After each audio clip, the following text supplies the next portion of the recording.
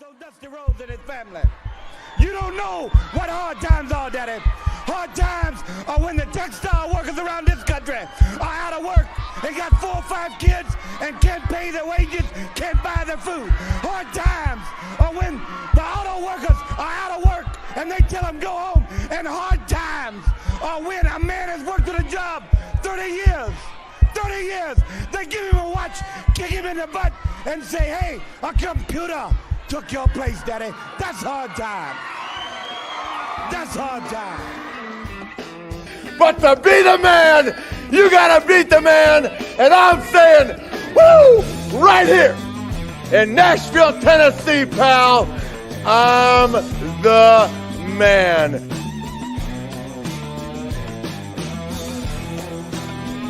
But the cream will rise to the top, oh yeah.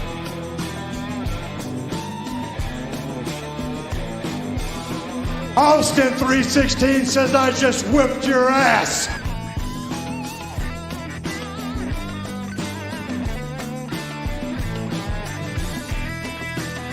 If you smell what the rock.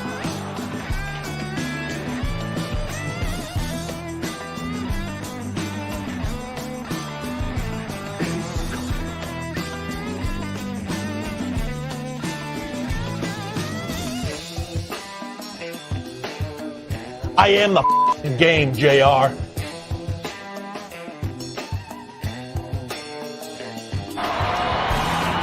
Rest in peace.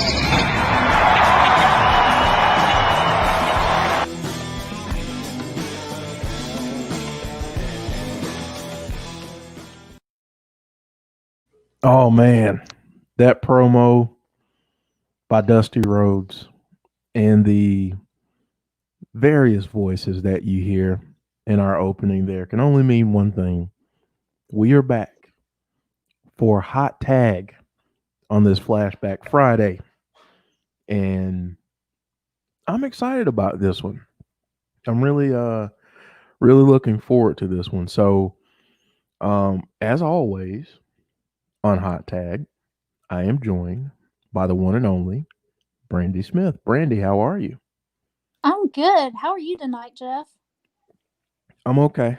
I'm a little bit tired. But you know, this episode I feel like is going to wake me up and rejuvenate me. So before we get started, I want to take a couple of minutes to do some housekeeping things. First off, to shout some people out in the chat: Sean Flagstaff, James Chadwick, famous KJ Carter, Team Rocket Admin Pumpkin, Mike Lister. Hey, Mike. There we go. So, thank you guys for joining us as always. And if you have not done so yet, which for right now I think everyone has, but if you haven't done so, please subscribe to our channel.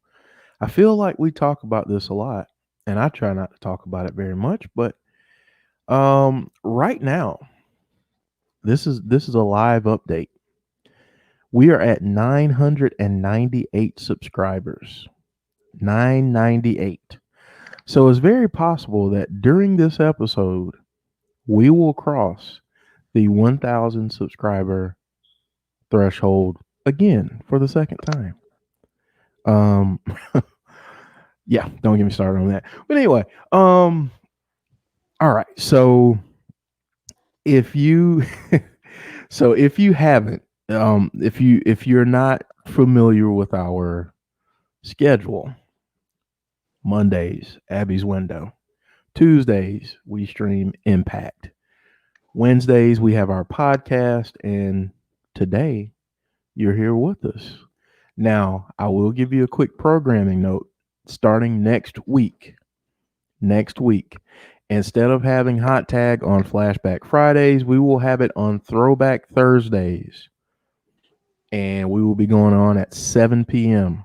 So if you all can spread the word, Hot Tag is moving to Thursdays at 7 p.m. starting next week. So just want to let you all know that. And if you want to take us on the go, we are on just about every single podcasting platform that you can think of.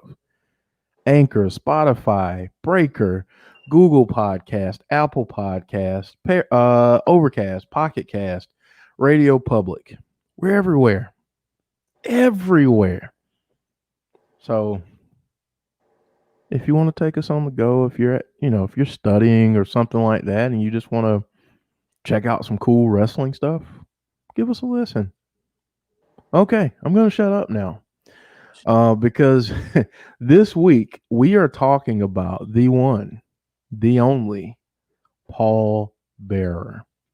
And I'm really excited to hear Brandi's in-depth research and everything, and we can ask some questions and do all that good stuff while we're going. But Brandi, I'm going to shut up now and just ask a simple question. If you could give us a introduction into the man, the myth, the legend that is Paul Bearer.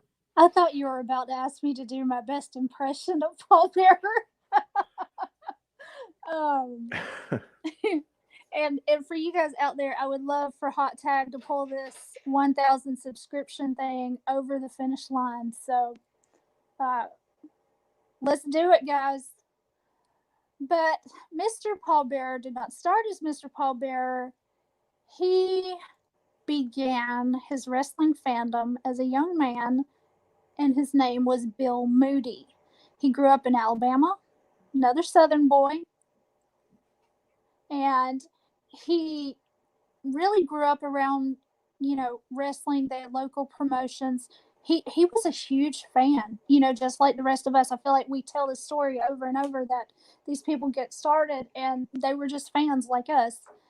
He began in the middle 70s, and he actually did end up in the ring. He was a wrestler for a little bit. One of his early names was Mr. X. He did wrestle. He was around, the Alabama area, some in the Florida area, some in Texas, but he got to a point where he figured, okay, he couldn't be in the ring anymore. So he started doing what Paul Heyman did in the beginning. He started taking pictures at ringside. He started taking pictures for whatever promotion he was working for. He began to do some promotional stuff. He had flyers out. He, kept fan clubs going, that kind of thing. Whatever he could do to be in the business. And this is an interesting part, and we're going to laugh about this later, but a lot of wrestlers try to have a business to fall back on. And Paul Bearer's business to fall back on was, yes, he was an actual mortician. He went to school of mortuary science. He maintained an active license to run a funeral home, funeral parlor, whatever you want to call it, until his death. So that was his backup. I'm just going to say that's scary as crap. He played that's a just mortician scary on television, and he was one in real life. Well, I don't know if you guys remember from the Undertaker episodes, but at first, when they had to get caskets and body bags and stuff, they had to use Bill Moody's contacts and license and stuff to be able to get those items, because back then you couldn't just come off the street and go, I need a casket. Now things are a little bit more lax, and I suppose if you want a casket in your home to sleep in, you can have one. But he was Percival Pringle III on the independent circuit. And so once he realized he didn't want to be in the ring anymore, he did promotional things for whatever promotion he was with. And then somebody decided that he should be a manager. And that's where he got his managerial start as Percival Pringle III. He would manage a very early Undertaker, also known as Texas Red, for his first match. He managed Lex Luger for his first match. He did some work with ravishing Rick Rude. So really, he starts out with people that he would continue with when he ended up in the WWF. So his character before Paul Bearer was not very macabre. I believe he had blonde hair. You know, he had a very different look. So if you want to know what that's like, feel free to look it up. I'm actually going to try and do that while we're Okay. on here, Brandy, so people can have a look at the man, the myth, the legend. Mr. Percy Pringle. So he started a family. He had a wife. He had a young son, and he really wanted to be able to support his family, not only with wrestling but with his mortician business. He gets a call from WWF after they determined that they no longer wanted Brother Love to be the Undertaker's manager. They gave Bruce Pritchard a choice. You can either stay in the office or you can be on the road all the time with the Undertaker. And so I have found the photo, and he is on screen with blonde hair with a bearded Lex Luger. Lex Luger had a beard? I don't know what's Oh, yeah. weirder, that Paul Bearer had blonde hair or that Lex Luger had a beard. Good job, Jeff. Thank you. Thank you. I try. So to find this other manager for the Undertaker, Bruce Pritchard suggested Bill Moody. Rick Rude suggested Bill Moody. Even Pat Patterson made that suggestion, and finally Vince said, "Okay, bring him in." And so he gets this call around Christmas time. I believe it's very close to his wedding anniversary, actually. And they said, Vince wants to see you. Can you get a plane? And he got a plane and ended up in Connecticut the next day. And so he had his meeting with Vince, and once Vince asked him, what do you do? What do you do outside of wrestling? And he said, I'm a mortician. And everybody popped in this meeting, and they knew it was perfect. They knew it was going to be a perfect match. Now, the funny part is that actually one of the Road Warriors came up with the name Paul Bearer. Like, why don't we call him Paul Bearer? Get it? And so that's how Paul Bearer came about. That's awesome. Yes, he made his debut on the Brother Love show. Sort of where Brother Love was handing over the reins a little bit, and he's, this part is so funny to me. What is your name? And you hear Paul Bearer, and it was born. Before Paul Bearer had his funeral parlor, which became kind of the wrestling talk show at the time, there had been Brother Love, there had been Piper's Pit. And so this was the next incarnation of that kind of segment. It was called the funeral parlor. And so he would do different things, promos for the Undertaker. There's even one where it looks like the Undertaker's, sanding wood or trying to put it together, and it would end up being Kamala's casket. Yes. Yes. And there's one storyline in this time period where they have a feud with Papa Shango, and Papa Shango says that he has the ashes in the urn, and he made it into this necklace. And so they had some great feuds in the beginning, where you really realize that there are some cracks in the relationship between Paul Bearer and the Undertaker are when Mankind comes on the scene. And so in the beginning, he's this perfect,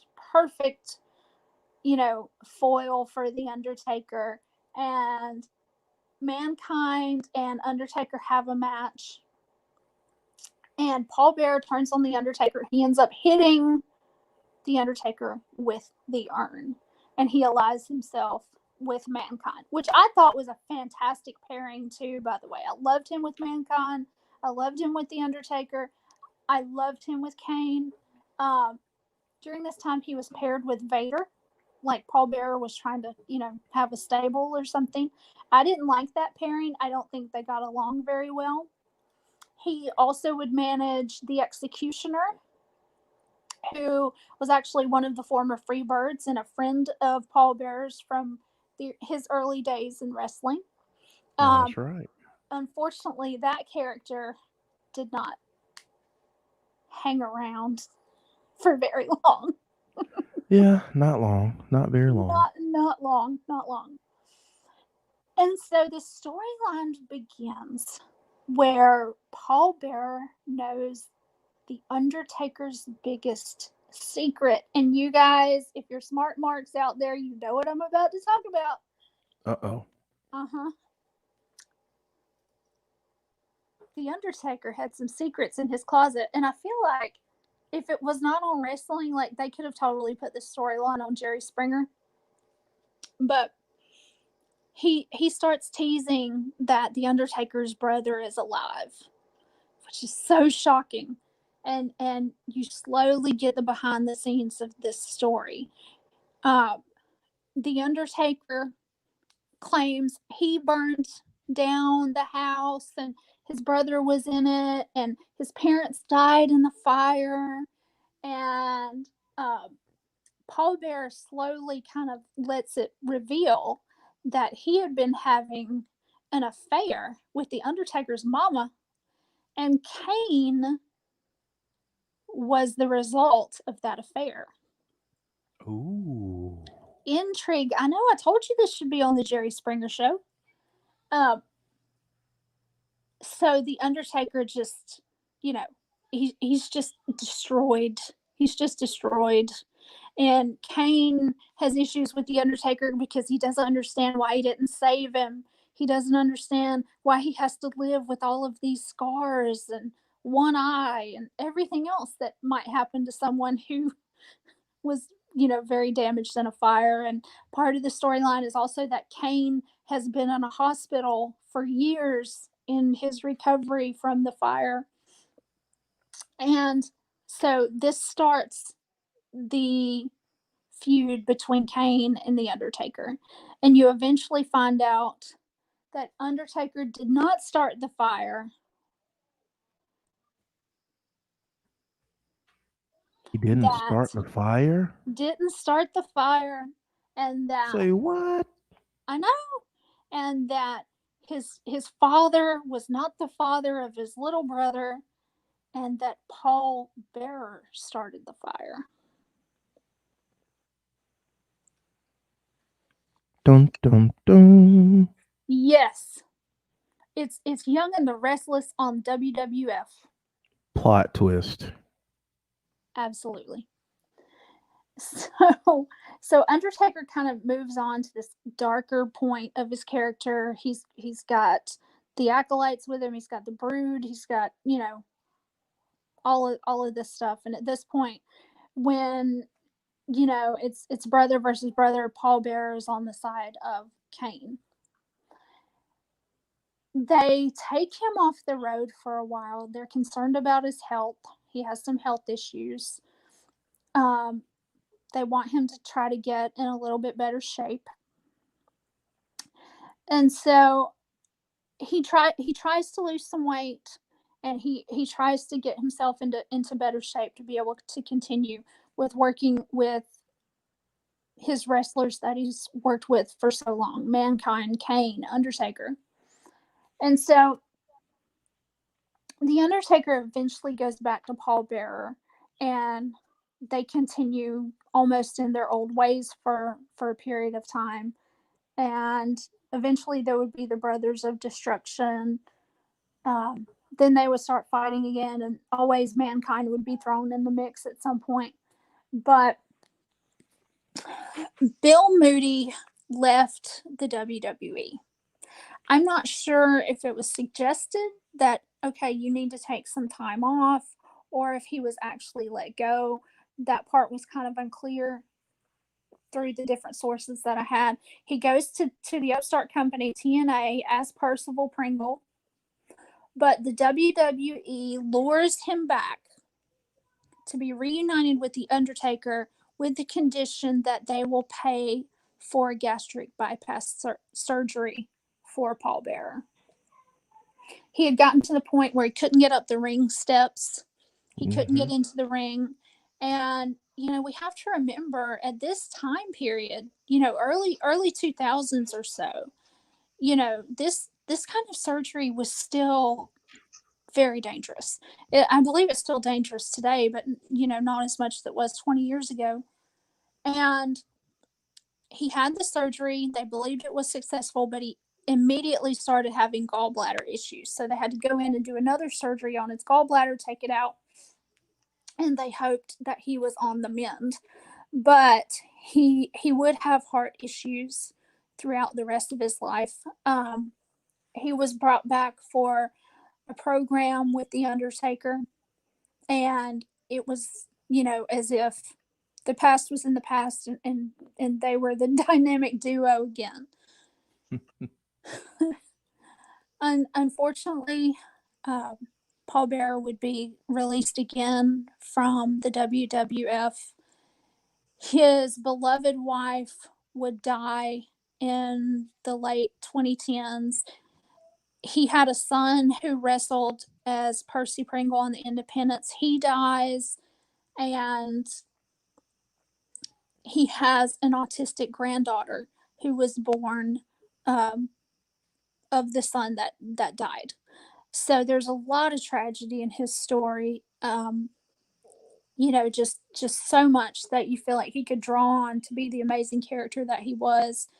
He did continue his mortuary business up until his death, and what led to Paul Bearer's death was he had a heart condition, but he had a tachycardial kind of issue where his heart beat too fast, and he had told people he was having pain, and he ultimately passed away. He would be inducted into the WWE Hall of Fame. And what really upset me as a fan, I'm not saying this as a podcaster, but Kane, along with his children, inducted him into the WWE Hall of Fame after he had died, after he had passed away. And the next night on Raw, they had a tribute show for him, and Undertaker, gave his tribute to him on the show. But I really feel like The Undertaker should have been the one to induct him into the Hall of Fame. Why that didn't happen, I don't know. But as a fan, it makes me really disappointed in The Undertaker. I know sometimes Vince says, this is who I want to do it, or maybe sometimes the family says, this is who I want to do it. But I really feel like it should have been The Undertaker, and I really feel like he should have stood up and said, hey, it needs to be me. Paul Bearer, he was a manager. He was, in promotions. He did some work at Gorilla over, his period in WWF. He, did some work as a booker to an extent. He just tried really hard to be the jack of all trades. But when he was a manager, when he's managing Undertaker, in the early days and in the 90s, he really was his manager. He would drive. He would make sure that their accommodations were taken care of. And from everything I've read, everything I've listened to, I really feel like he did take care of The Undertaker. He felt like that was his job. He would do the same thing with Kane. And I think it speaks a lot to his character. I've heard stories that he had a very dry sense of humor. Sometimes it can be a little hurtful, if certain people didn't know how to take his humor. But from everything I read, he was a wonderful guy. He was fun to be around with. He made a great manager, and other than his family, the love of his life was wrestling. And unfortunately, he went through a lot of tragedy towards the end of his life, and then himself passed away in a very tragic manner. Yeah, and I mean, you really feel for him because he was such. I mean, yes, he was playing a character that was a mortician, but I mean, he was so fun Hmm. and kind of, in kind of a creepy, you know, way. Yes, But like hearing his voice, it didn't freak me out. I mean, it it was, scared me when I I would was a laugh. kid. It scared me when I was a kid. He and the Undertaker did, like, the Undertaker's music would come on, and I'd like just hide my face, with my hands. And Paul Bearer, he did creep me out a little bit. If I could have seen either one of them well, I probably would have been even more creeped out. Probably, probably, but I mean, he was different for me, which I really love. So Nels, I'm gonna catch Nels up real quick because she says, "Have I missed any super duper facts that would shock me?" Nels, did you know that Paul Bearer actually managed Lex Luger? And not only that, but he had blonde hair, like very blonde hair. He would also go on to manage Rick Rude. Brandy, throw out some of those other names for me too. Yeah, Rick Rude, he had done some work with the Freebirds back in the day. What the really interesting part that I found out about him, Nails, was he was a real life mortician. Yes, this was his gimmick, but he also did it in real life.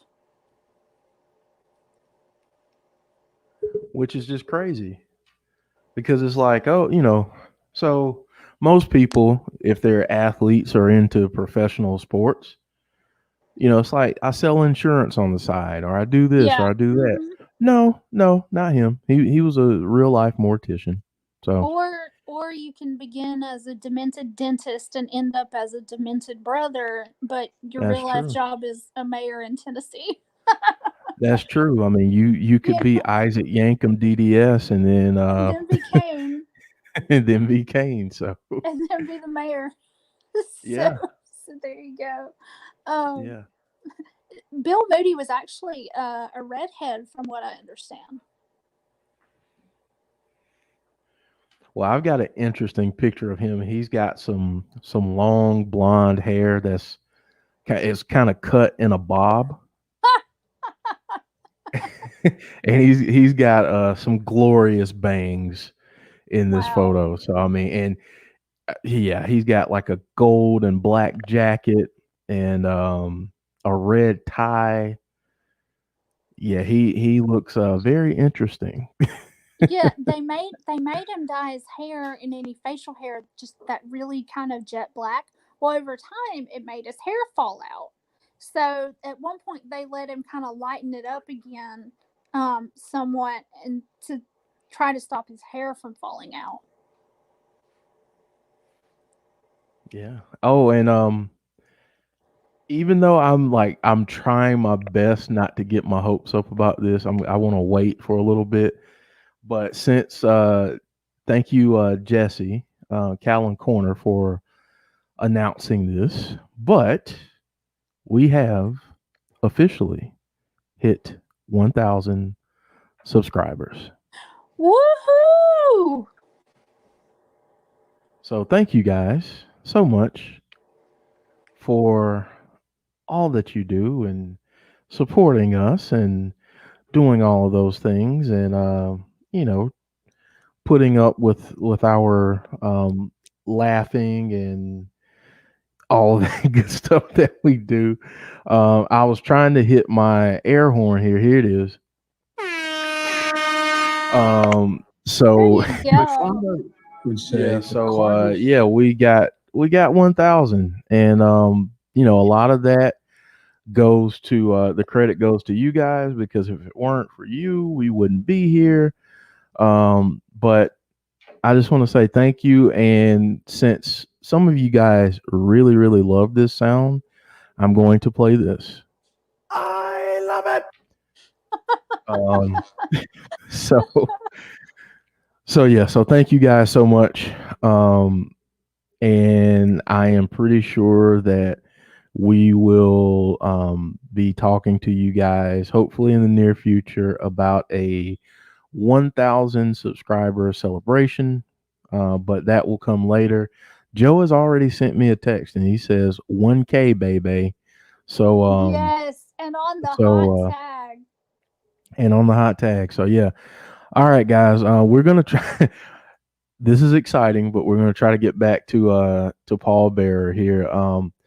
But Brandi, I know you mentioned a lot of his pairings. Yes. What was your favorite? Number one has to be The Undertaker. And a lot of people I know would put Kane right behind that. But I'm going to have to put Mankind because how they worked together was so good. Mankind would call Uncle Paul. I feel like they were so perfect together. And yes, of course, Paul and Kane were perfect together. He was Kane's mouthpiece for a very long period of time. But just the sense of timing that Mick Foley has, how he just instinctually knows to play a certain character, it just worked so well with Paul Bearer. Plus, Mankind was the first guy that he left The Undertaker for. So that was the first swerve. So I would really put Mankind at number 2 and then Kane at number 3. I know there's going to be a lot of you guys that disagree with me, but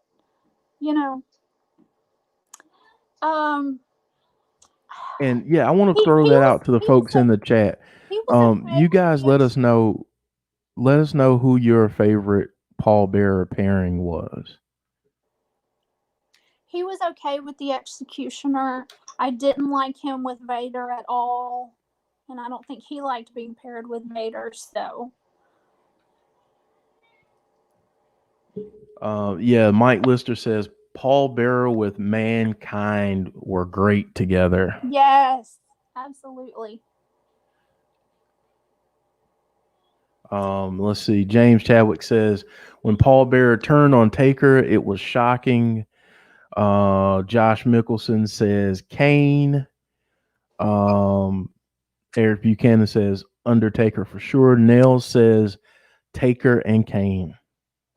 Yeah. He just did such great work.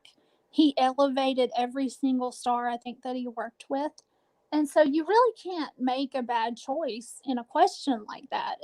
I just think it comes down to personal preference. Yep. Brandi, Mr. Smooth says you're doing an amazing job. Thank you very much. I tried very hard. Just thought I should let you know that. Thanks. James Chadwick, Taker or Kane. Okay, since we started this the other night, I'm going to throw in a quick joke to break up the action here. Sonny Wolf, the Sonny Wolf, says a pirate walks into a bar with a paper towel on his head. Bartender asks, "Hey, what's with the paper towel?" The pirate says, "Arr, I've got a bounty on me head." Good one. Good one. I like it. Wow. I like it. Nels asked, did Brandi watch his sons on the Hall of Fame? I know I always bring Hall of Fame up, LOL. Yes. But I was probably still in shock of the fact that Undertaker was not the one to induct Paul Bearer into the Hall of Fame. Yeah, I thought that he would have at least something. At least some part. Yeah. And I agree. I don't know. I guess that's just one of the things that's always going to disappoint me. Yeah. Yeah, I was kind of hoping that Taker would have more of a part. Yeah. Too, but I really, really, really I want to ask you about where you think, and I know I asked this a lot about the managers that we discussed, but what do you think his impact on the business was, and what do you think managers after him took away from what he was able to do in the business? Well, number one, his creativity, his being a jack of all trades in the business. He had been a wrestler, he had been a part of promotions, he had been a part of booking, he was, a manager. It's, I hope people like Paul Heyman, took something from him, from his example, since they both started out as photographers in the business. And Paul has been a part of creative and booking and that kind of thing. Of course, he had his own promotion for a while. um i think I think he's probably one of those that reminds me of what Paul Bearer could do. um I'm trying to think of who else really that we have today, and I don't know if I know of anybody else that we have today that could do as much as he did. Right. Paul Heyman is really the only one. um Well, I don't know. while you're thinking on that, Mike Lister has a question. Yes, sir. And hi to Jody. Jody is joining us, Hey, and Jody. she says that she's stopping by to say that we are officially at 1K now. So, um, but Mike asks, who do you think will induct Taker when he goes into the Hall of Fame, since Paul Bearer is no longer with us? I think it will either be Vince himself, it will be Bruce Pritchard, or it will be um, Kane. His real name slipped my mind for a minute. All I could think of was Kane or the mayor. Glenn Jacobs. Glenn Jacobs. I'm so sorry. Yeah, I think it'll either be Vince himself, because Taker was a company man for such a long period of time and still is, or Bruce Pritchard, since he was his very first manager, or Glenn Jacobs. Yeah. Yeah, I would say, I would agree with those. I would add in Charles Wright as well, aka the Godfather, Yeah. Mm-hmm. Papa Shango, because he was a member of the Bone Street crew Yep. with him. So I think that's another person. That's a really good shout. Yeah, I think that might be it. But there's no doubting the impact that Paul Bearer had on this business. Hell in a Cell. I mean, I truly believe he was the first person who thought of using an urn as a weapon. You know, you have your guitars, you have your steel chairs, and oh my gosh, why don't we use an urn? You know, I mean, that just speaks to his creative mind. Yeah. Yeah, it really does. And there is a little rumor out there that maybe he was kind of a takeoff of um, Mr. Adams. What was his, Gomez Adams from the Yeah. Adams family? But I can see how some people can make that argument, or how some people can think that. But I think I think Paul Bearer transcended that a great deal. So.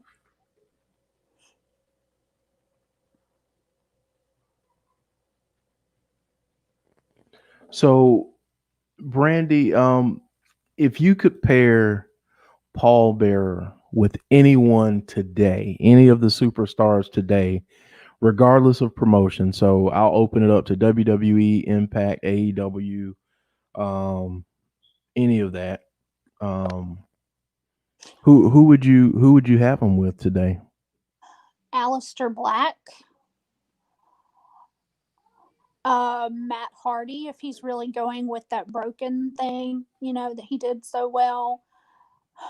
I never can remember this guy's name. Uh, the body bag guy in AEW. I just Darby. think of yeah, Darby. Okay, I just think of him as the body bag guy. Rosemary, Okay, I know Joe will like that. Rosemary, Paige was a very alternative kind of female character. Maybe he could have even been with her. Um, oh my goodness, if he had been with the boogeyman, whew, that would have been interesting. That would have been Yes. interesting. Maybe Paul would have carried the bucket of worms. I'm not sure. I know so many people would probably want me to say Bray, but Bray's not a person who needs to be lifted up by a manager. You know, maybe he could have had some part in the Funhouse or something, along those lines. Um, Maybe even Alexa Bliss at this point and the darker turn that her character's taking. I think it's about perspective. I think it's about how well you think somebody would work together. And, you just go from there. Yeah. Yeah. I mean, we're getting, let's see here. I want to scroll back up for a second. We're seeing Bray Wyatt, Susie, aka Sue Young from Impact, Yeah. Matt Hardy, Dexter Loomis, another shout for Darby, Abyss or Abaddon, um, Ryzen, Holiday, Thunder Rosa. I didn't think about Holiday. Yeah, yeah. I mean, good stuff. Good stuff there. So good stuff there. I think Paul Bearer and I think he definitely could have managed Luna Vachon. You said who now again? Luna Vachon. Ooh. Ooh. I mean, like that. Yeah, they're both gone now. God rest their souls. But Yeah. that would have been a really cool pairing. Yeah, it really would have been. That would have been really cool. Yeah, I agree with that. So I got to ask you about this. Funniest Paul Bearer moment that you remember?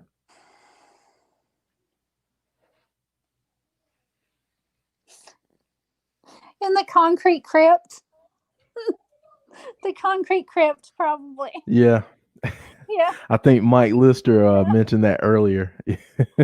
or the moment where they're in the graveyard and Mankind is in the grave and he goes, Uncle Paul, this grave is too short for the Undertaker. And he realizes that it was dug for him and not the Undertaker. Just any of those moments where Mankind is like, Uncle Paul, I thought that was fantastic. Yeah. Nail says the behind the scenes of the Concrete Crypt video that came out was funny. I agree. Yeah, it was actually like some kind of oatmeal substance or whatever. Yeah. I don't know, but yeah, I mean, the fact though, I mean, to go back to the very beginnings, the origins, and the fact that he used his real life certification and everything to get WWE caskets. And that was just bags. And body bags. That was just awesome. Okay, I've got to break. I've got to break in real quick. Sorry. No, it's fine. I got to break in real quick because we're being joined by a special guest right now.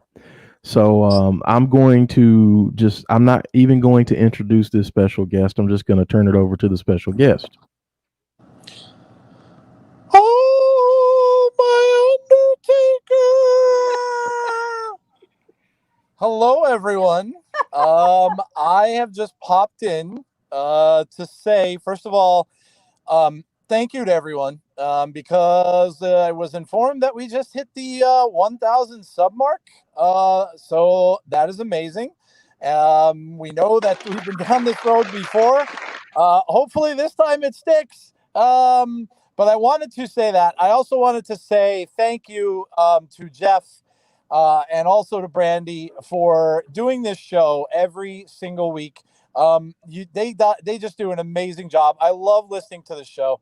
I love Brandi's take on things. I love Jeff's. I love what Jeff does with the graphics. I love what Jeff does with the show itself. So a lot of people don't give Jeff a lot of credit, but guys, look, I mean, I would not, and I say we wouldn't be here without you. I would not be here without Jeff.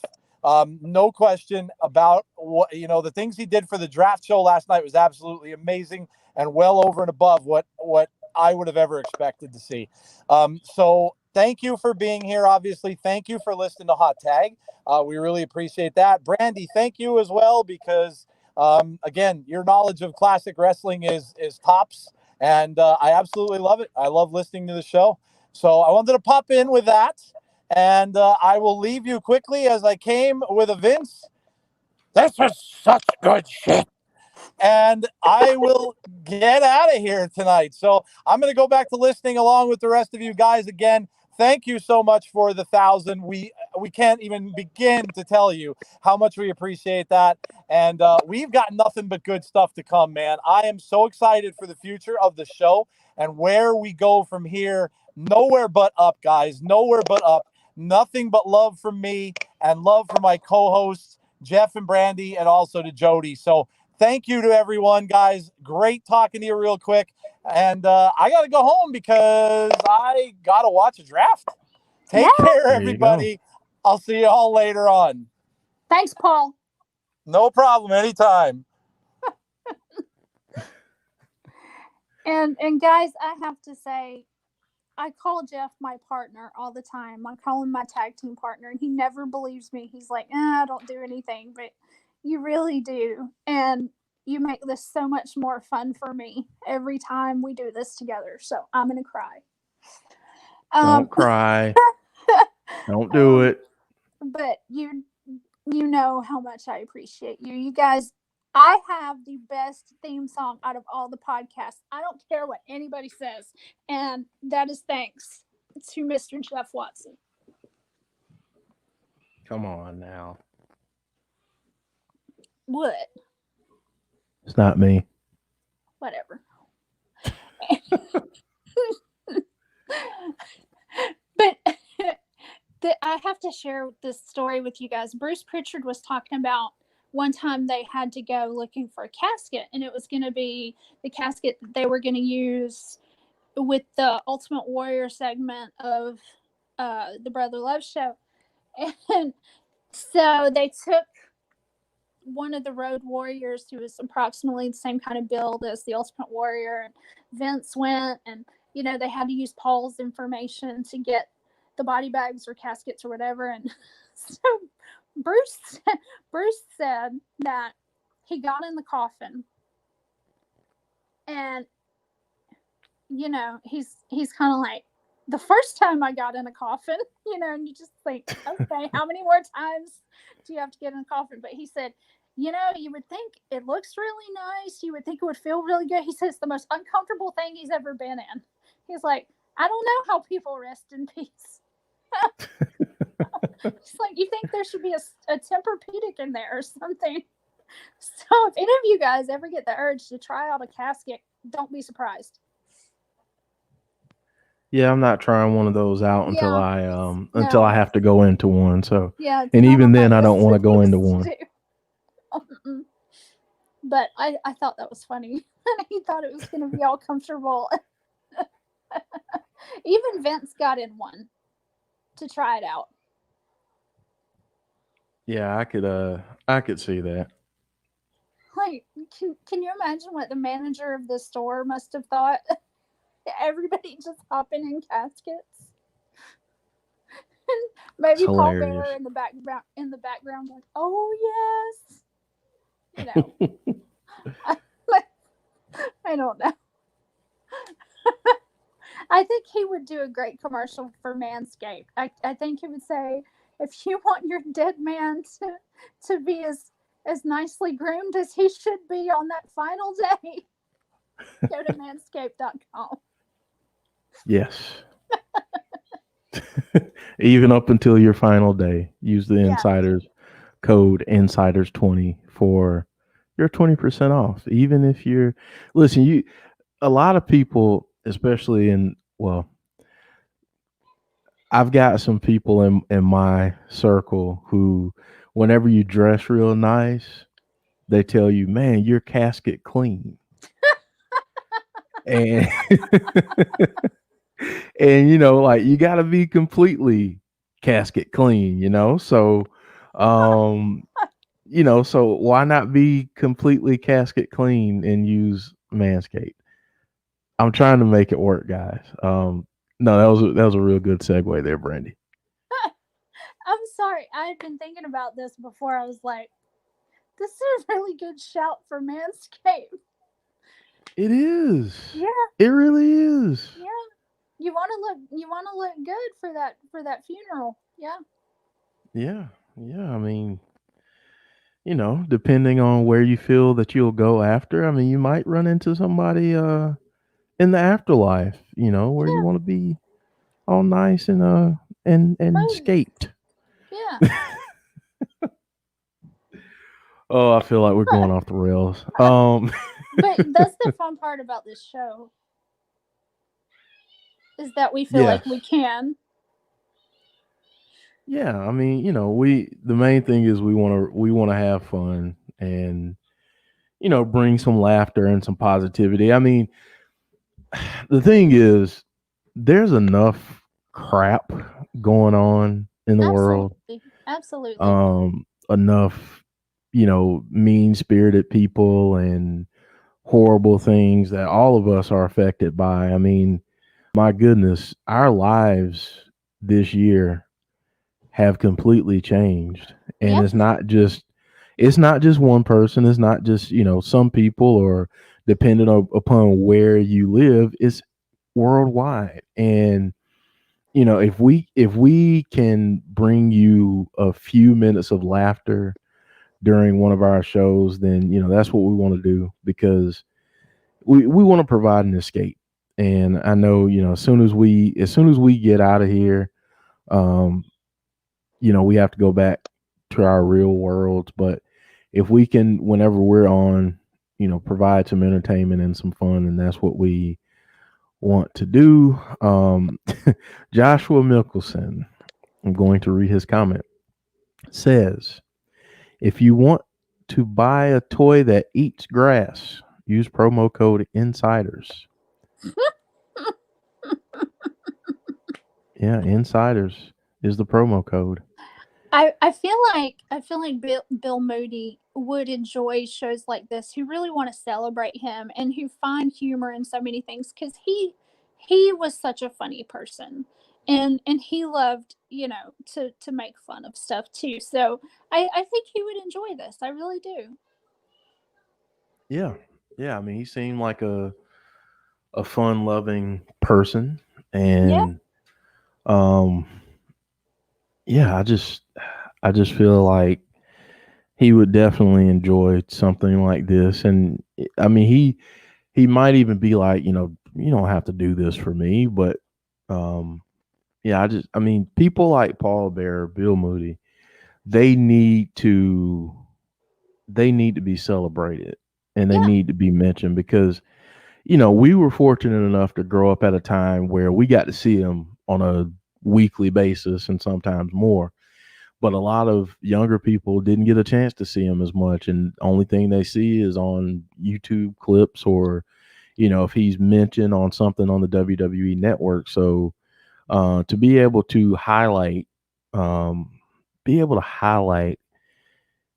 someone like him is just fantastic. And I'm glad that we get a chance to do that on this show. We can take a lot of the folks that many people may have forgotten about or just haven't heard about in a while, and we can bring those back into the spotlight. So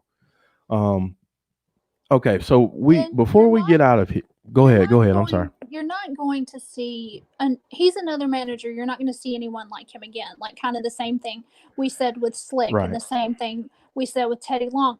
These people, their type of craft is something that you don't see anymore. And it's sad because I think we should still see it in wrestling today. Agreed. I agree. So we're coming up on 6:55. Um, and Brandi, I want to give you a chance to kind of preview what we're doing over the next couple weeks, and then we'll get folks out of here so they can, take bathroom breaks, that kind of thing, and get ready for this draft tonight. We were the popcorn match before the draft. We'll take okay. Okay, guys. I am so excited about the ideas that Jeff and I have had for the rest of the month for you guys. The next hot tag, we're going to talk about Hell in a Cell. We're going to talk a little bit about its origins and some of the best moments from Hell in a Cell since its inception. And when I talk about these topics for the next few weeks, you guys send me some shouts in the Facebook group, so I know, hey, this is what I think, or this is what I really enjoyed. The week after that, we're gonna do Halloween Havoc WCW style, baby. And WCW. WCW. And I want you guys, what do you remember from Halloween Havoc? What are some of those things that were absolutely unforgettable for me? I automatically think of Spin the Wheel, Make the Deal, and the Shockmaster. And the last week, the couple days before Halloween itself, we are going to have a top 10 scariest gimmicks or creepiest gimmick.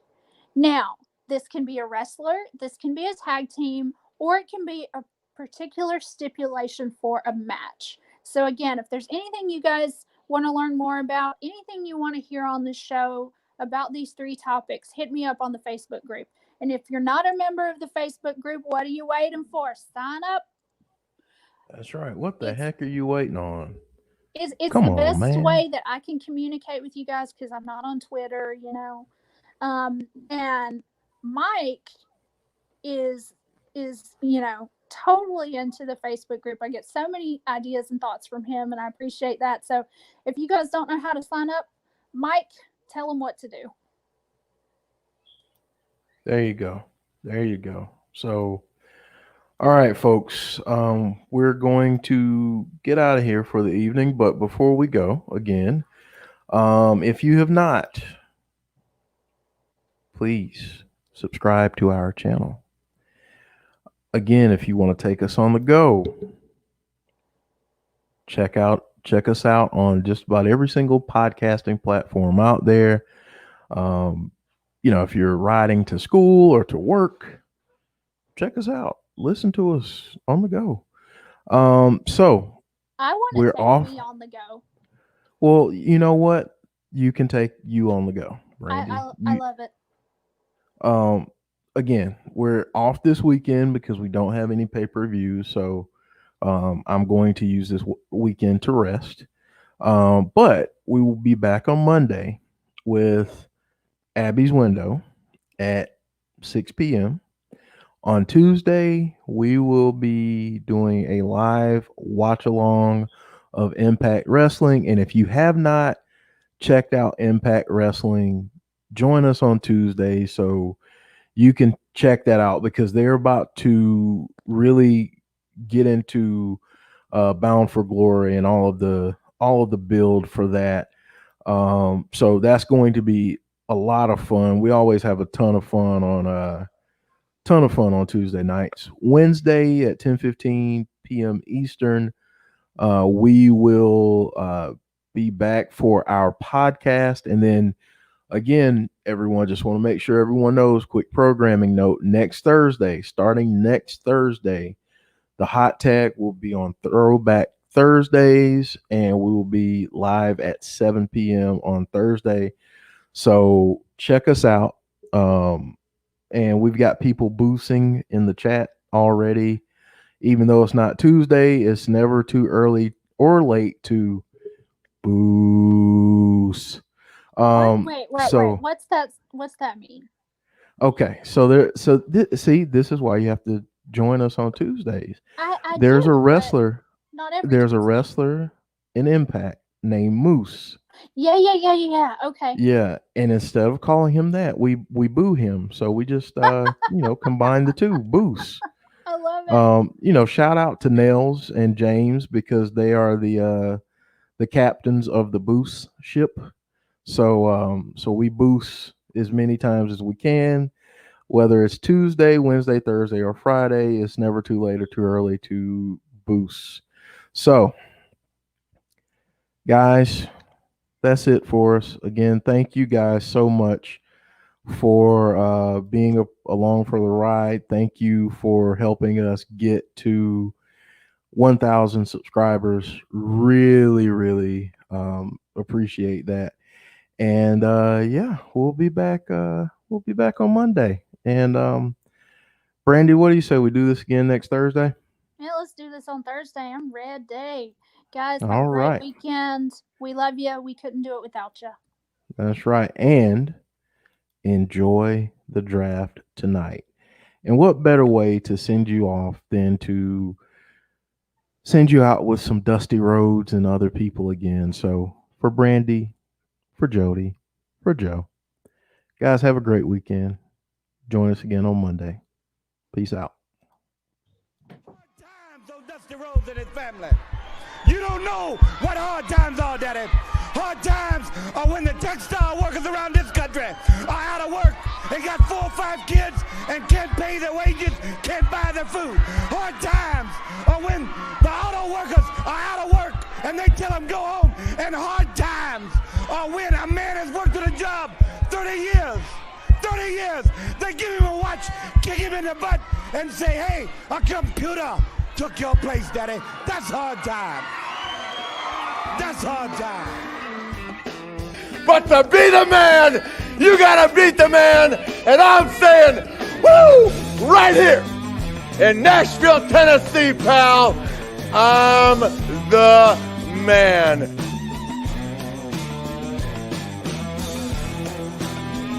But the cream will rise to the top, oh yeah.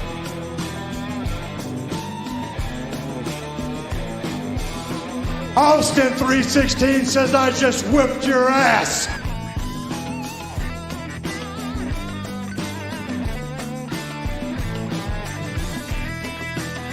If you smell what the rock.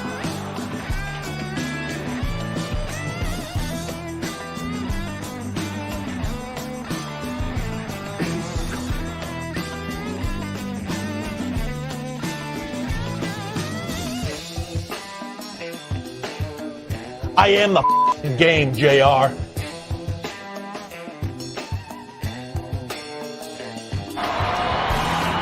Rest in